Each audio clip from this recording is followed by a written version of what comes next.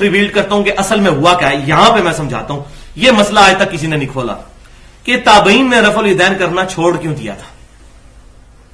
بالکل اس طریقے سے جس طرح ابھی عبداللہ بن باز نے کتاب لکھ دی نا کہ دوسرے سجدے کے بعد مرضی ہے بیٹھ جائیں اٹھ بھی جائیں تو خیر ہے.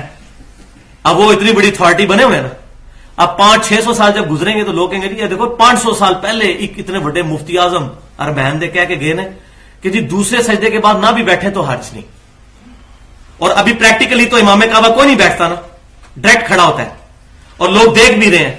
اسی طریقے سے یہ کام چلتا رہے گا اور لوگ جلسہ اسرار کو بھول جائیں گے. کتابوں میں لکھا ہوگا, اس بندے کی اپنی کتاب میں بھی, عبداللہ بن باز کی کتاب میں بھی لکھا ہوگا, لیکن اس کے فالوورز کہہ رہے ہوں گے جی مفتی صاحب نے فرما دیا, بس بزرگوں نے فرما دیا کافی ہے.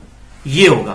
بالکل اسی طریقے سے تابعین کے دور میں بھی چند سست الوجود لوگوں نے, جو میں سمجھتا ہوں, انہوں نے رفع الیدین کرنے میں بڑا تردد تھا. اور یہ میرا جملہ بھی یاد رکھیں, رفع الیدین اور جلسہ استراحت اور سجدے میں جاتے وقت ہاتھ پہلے لگانا یہ نماز کی بریکیں ہیں. اس سے نماز کا سکون بڑھتا ہے. جس نے فٹافٹ نماز پڑھنی ہے نا اس کے لیے مصیبت ہے یہ چیز, کیونکہ وہ پہلے رفع الیدین کرے گا سکون کے ساتھ, پھر تو وہ فوراً جائے گا, فوراً اٹھے گا. اب جو بندہ پہلی رکعت میں بیٹھے گا پھر سکون سے جلسہ استراحت کے بعد ہاتھوں پر اعتماد کر کے اٹھے گا, وہ ڈائریکٹ دوسری رکعت میں اٹھے تو وہ اپنا 1 منٹ بچا لے گا.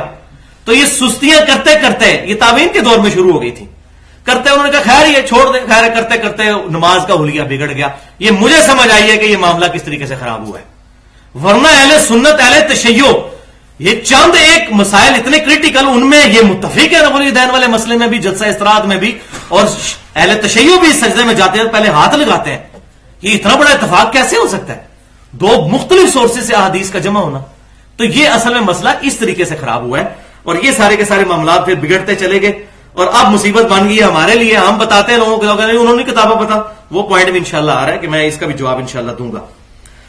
تو سنت کو ہلکا نہ سمجھیں. یہ جو لوگ کہتے ہیں نا جناب خیر ہی ہے نا جی سنت ہے, تو یہ حدیث بھی جامع ترمذی کی سن لیں, انٹرنیشنل نمبر کے مطابق 2154, المستدرک للحاکم میں بھی موجود, اور امام زابی نے بھی موافقت کی. نبی صلی اللہ علیہ وسلم نے 6 لوگوں پر لعنت فرمائی ہے, اور لعنت کا مطلب ہے اے اللہ ان کو اپنی رحمت سے دور رکھنا. ان میں سے 6واں بندہ وہ ہے جو آپ صلی اللہ علیہ وسلم آیا کہ جو میری سنت کو جان بوجھ کر چھوڑ دیتا ہے. اگے آپ سمجھو, آپ دیکھ لیں کہ آپ صلی اللہ علیہ وآلہ وسلم کی سنت مبارکہ کو چھوڑنے والا لعنت کا مستحق ہے جب اس پر یہ بات کھل چکی ہے. اب مجھ سے یہ نہ فتویٰ لیں کہ ان تابعین کا کیا بنا.